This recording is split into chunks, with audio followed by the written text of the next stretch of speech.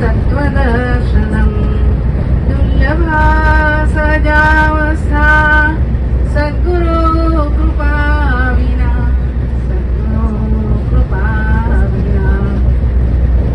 इस जो श्लोक है उसी में कहा गया है कि दुर्लभम मानुष जन्म, यानी कि मनुष्य जन्म दुर्लभ होता है। कई पुण्यों के बाद ये हमें मिलता है, तो ऐसे गवा नहीं देना। आनंद करना वो तो हमारा स्वरूप है, क्योंकि सच्चिदानंद से हम एक अंश है, तो आनंद करना हमारा वो स्वभाव बन जाता है ना। तो दुर्लभम मानुष जन्म, पशु पक्षी का तो जन्म दुर्लभ नहीं होता, ऐसे ही मिल जाता है। लेकिन मानुष जन्म कई करोड़ों पुण्य के बाद हमें मनुष्य जन्म मिलता है। दूसरा स्टांजा है चरण दुर्लभम मानुष जन्मम दुर्लभम तत्वदर्शनम। तो इसी से अधिक दुर्लभ तत्व दर्शन। तत्व क्या है? परमात्मा क्या है? वो ही नहीं है, शी नहीं है, वो तत्व है, नानेतर जाती है, न्यूट्रल जेंडर है।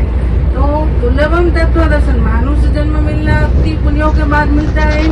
और तत्व दर्शन की इच्छा भी कई गुना पुण्य उदय होता है, तब इच्छा होती है। दुर्लभा सहजावस्था सद्गुरु कृपा। तो उसी से आगे दुर्लभतम क्या है? दुर्लभा सहजावस्था। तो सहजावस्था अति दुर्लभ, अति उत्तम दुर्लभ है, दुर्लभतम है। सुपरलेटिव डिग्री हो गई, दुर्लभतम होता है। क्यों दुर्लभतम होता है? सहजावस्था क्या है? सहज अवस्था, यानी कि सहजावस्था। सहज जन्मना जायते सहज इति सहजावस्था। जन्म से जो बच्चों का अवस्था होती है ना, उसी को मालूम ही नहीं कि ये सी है और ही है, और आनंद ही करता है। जब भूख लगती है तब माँ को याद करता है, अच्छी लगती है तो माँ को याद कर रहा है, लेकिन आनंद नहीं करता है। वही अवस्था हम जब बड़े हो जाते हैं ना, तब जो प्राप्त हो जाता है, तो हमारा बेड़ा पार हो जाता है। वो कब होता है? सद्गुरु की कृपा से होता है। जन्मने न एकदम यथा से, जन्म के साथ जो जैसा हमारा स्वभाव है, ऐसा स्वभाव खाली एम्प्टी हो जाता है, तब सच्चिदानंद स्वरूप की अनुभूति होती है। और वे गुरु कृपा की बिना होती ही नहीं है। तो मानुष जन्म की कीमत कितनी ऊंची आकी गई है।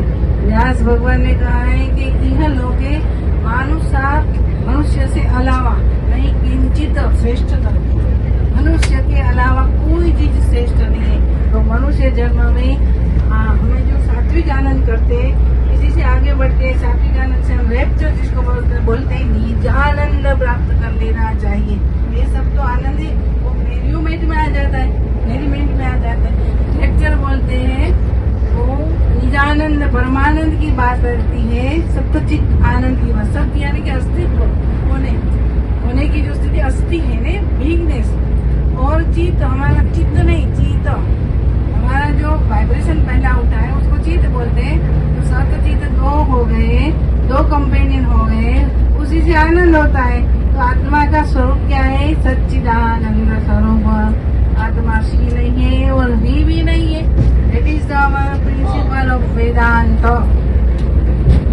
तो हमारे संस्कृत साहित्य में प्रहेलिका तो बहुत हम सुनते ही हैं। देख रहे हैं आकाश का, तो आकाश जैसा हम खाली अनुभव कर लेते, तब रैप्चर का आनंद आता है। चलो एक मैं जोक सुना के ये बात खत्म करती हूँ। मदन मोहन मालवीय जी का नाम सुना है? उसी टाइम क्या होता था, आजादी की लड़ाई चलती थी। वो 21 साल के थे मदन मोहन मालवीय, जिन्होंने एस्टेब्लिश की बनारस यूनिवर्सिटी।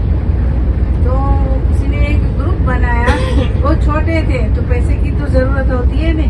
तो वहाँ की जो काशी के नरेश है उसके पास गए मांगने के लिए, कुछ पैसा मांगने के लिए, डोनेशन के लिए।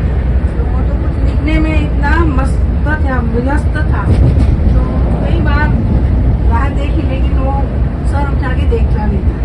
फिर एक दफा देख लिया कि ये लोग कहाँ से झंझट आ गई। तो देखो क्या है, क्या चाहिए। तो मदन मोहन मालवीय जी ने अपना हैंडकर्चीफ उसकी टेबल पर रख दिया। तो नवाब को ऐसा लगा कि मेरा ये तो अपमान है, इंसल्ट है, नथिंग है।